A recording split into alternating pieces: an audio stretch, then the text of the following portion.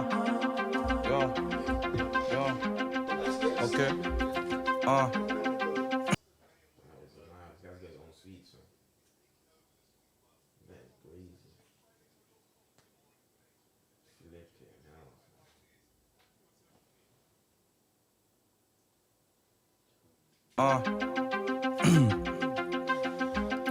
Happy 1st of December, happy Dirty December, my people, and welcome back to another episode of Click It News. Yes, I know it's been a long time, but today just felt like the right occasion to bring this series back. Now, we've got Andrew Tate responding to Young Spray and actually agreeing with him. We've got my favorite UK female rapper, Shaybo, the longest, I can't even say that because, well, you'll find out in a second. We've got me admitting that I'm wrong. I was misled by Tommy Robinson. He misled me on Twitter. I was wrong about something. We're going to take accountability. But before we get into the main stuff, we've got to start off with this Malteser head who calls himself a pastor, Adeboyega, who's due to be deported from the UK, who is banned from being a director of charities and trusts because he linked up with Thierry Henry. Yeah. Hey. Yeah, that was a gift actually. I got lucky. Nice gift.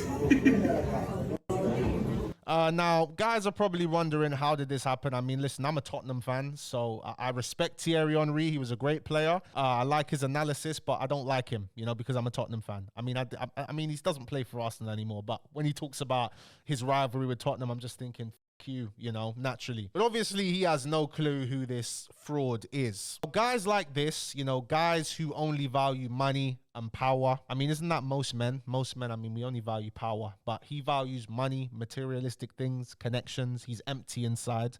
He makes a living off of scamming kids into taking out loans. When I say kids, I'm talking about fresh out of university, freshly 18, and they pressure them into taking out loans and giving money to his church, his Books church, and they've employed new tactics to rope people in, such as faking music network events to get young people in there and groom them into his church.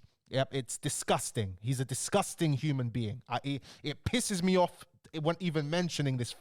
Yeah, big man, seriously. But how they get into these circles is they beg it off of guys like Thierry Henry. Like, he'll treat members of his church like dirt, you know? He doesn't even want to listen to them. He's like, you guys are cult followers, you're idiots, you're following me. You know, he doesn't actually care about them. When it comes to age-olders, my brothers, yeah, man, yeah. Let me pay you £500,000 for a microphone, you know, that was made on the backs of the people in my continent suffering. You fraud, you pussy. So guys like this, instead of giving gifts to the members of their church, that like he would happily give Thierry Henry a watch because he values being associated with someone of his status more than actually helping people. It's actually kind of pathetic when you break it down. But enough about this clown. Let's talk about Shaybo. I can't control my anger, so I smoke this ganja. Well, I don't think she'll be smoking this ganja anymore, Shaybo. She has turned to God.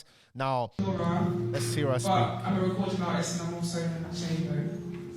I just wanted to speak about my child's marginalisation, especially to all the young people out here and all the young people in this church. I feel like when we step out into the world, we're all chasing something. We all want to be successful. We all want to kind of, you know, make money. We're chasing like financial freedom and all of that stuff. And I had it. And for me, I feel like that's when I was the most depressed. That's when I completely lost myself. And oh, you know what? She's spitting. She's spitting. She just said, we all chase financial freedom, all of this stuff.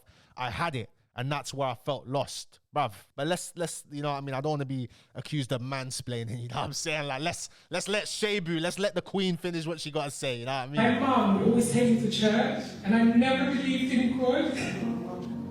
Oh, don't cry, baby. Baby, don't cry. Don't cry. Don't cry, please. I'm gonna get emotional. Don't cry.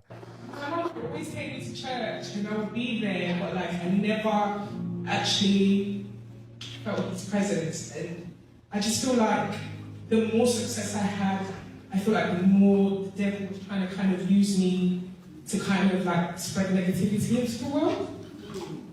No, that's real, darling. That's real. I'm getting emotional. If not for my brother, shout out to Jordan. It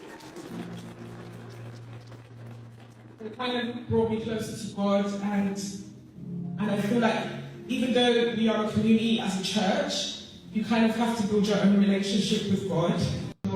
In my opinion, that's all that matters, you know. That because of guys like Tobi Adeboyega, yeah, I don't trust any community churches, bro, that encourage you to give money. You know what I'm saying? When I go to a Catholic church, bruv, yeah, they'll come around and ask for money, but I'm not going to be made to feel a type of way for not putting any money in there. However, in a lot of these, dare I say it, African-run churches, okay, they're literally pressuring you to give them money, bro. You know what I mean? Like, you're literally getting pressured. I'll never forget when my mum, she took me to this church in Manor House, yeah? This guy had his own TV show. If anyone knows the guy that I'm talking about, please comment down below so I can laugh with you, bro. He would be like, a new direction, a new direction, you know what I mean? That type of stuff, innit? And I used to laugh, and my mum used to drag me to that church, bruv. And I swear down, bro, they were collecting money more than they were praying, bro. They were collecting money all the time. It was in this brought down building near opposite Manor House station that they were using. And I'm seeing aunties like putting in notes, bruv. You know what I mean? Like notes every single time they're coming round, bruv. It's mental. And like when they were dancing in there, my mum always like, because I always tell my mum this, because I kind of showed my mum it was a scam. Because from young, I'm like, mum, this is nonsense. You know what I mean? Obviously, my mum's telling me like, oh, shut up, like, come in there. But now I'm like, mum, this is nonsense. I'm like, mum, did you give them money? Like, don't give these people money. I was like, must have been like 10 or something like that, maybe even younger. But from then, I'm telling my mum. And my mum always tells me like, yo, I'm part of the reason why she never got trapped into that nonsense. You know what I mean? Because yeah, the pastor had an Audi or something like at the time, like a new plate Audi. And the church is still in this brought down building. And everyone there's volunteering. You know what I mean? They ain't getting paid to be there. Where's all the money going? Where's the peas going? The cult, they convince you. And I'm not saying this is Shaybo's church. But I tell all of you guys this because they prey on people who are in that state of being lost. You know what I mean? And they offer community. They offer guidance. You know what I'm saying? That's why a lot of people get roped up in these churches. That's why a lot of people fall for these Ponzi schemes. That's why some people end up converting to Islam, because they're craving a sense of belonging, you know, when they're in that confused stage of thinking, oh my God, I'm lost. What do I do? This, that. Because the phase that Shaybo, the beautiful Shaybo, was talking about is a phase that I've been in before. It's a phase that I got out of without falling into a church, converting religion or anything like that. My advice to anyone who's in that stage is to just start to live life more. You know what I mean? Forget everything you're taught. Just start to actually live life. Try new things. Like, try new things and you'll find something else. But wish Shaybo all the best. Does she quit music? What's she dropped? Let's check. Right, and then we've got Shaybo saying she was a social worker before. The young people to kind of be outside of school. So talk to me, Laura, about your pivot now from social work to music. That's what I'm going to call it, from social work to music. Yeah. So your decision to go into music, talk to me about that. So I started making music when I was 14 years old. After that, I went to school and I went through the whole educational process of becoming a social worker. Yeah. But at the same time, even though professionally I was a community and outreach worker, at the back of my mind, I still wanted to do music. So I remember using my paycheck to, when I would get on the train from Westminster, because I used to live in Deptford at the time, so it was a long train journey. And I remember just writing raps, and then using the pay that I got from the job to kind of pay for my music videos. Yeah. And then just like that, I ended up getting loads of views. And then I just happened to be a rapper. But this is the interesting thing. And this is what the music space doesn't talk about. Once you are no longer within the working society and you start doing music, you've lost that sense of structure. So for a very long time in my career, I forgot I was... She's pretty unintelligent.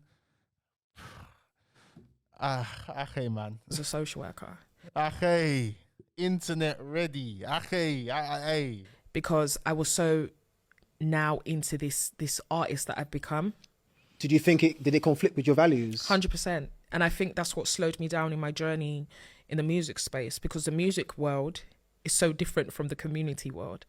and it's like a completely different world. That it's like it's very difficult to explain until you're actually in it. But it like there's no structure there. There's no moral compass there. There's no right and wrong there. It's basically zero right and wrong, bruv. No right and wrong at all, bruv. If you start popping, you're gonna blow up, bruv. Like, if you start popping, you start doing numbers, bruv, labels are like, yeah, great, all right, lovely, yeah, we'll get behind you, we'll offer you a deal, we'll offer you money. That's it, bro. And unfortunately, I mean, it's changing a bit now, but the way to progress in the UK music industry and the music industry as a whole is degeneracy. Rapping about how many niggas I've shanked up, bro.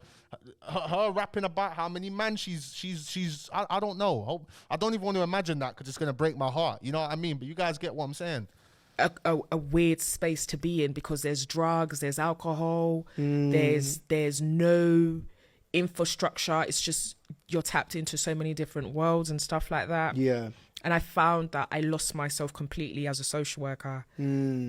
But then for some reason, when I was called to come into the schools, no matter what I was doing, I would always make my way to the schools. So I'm gonna push you a bit more. So you mentioned about the music, you know, the music you were making and the fact you felt you were losing yourself and forgetting that you were Big up Black Kings as well. Come on. a qualified social worker. So what was the kind of event that made you think, you know what, I'm a social worker? Made you think.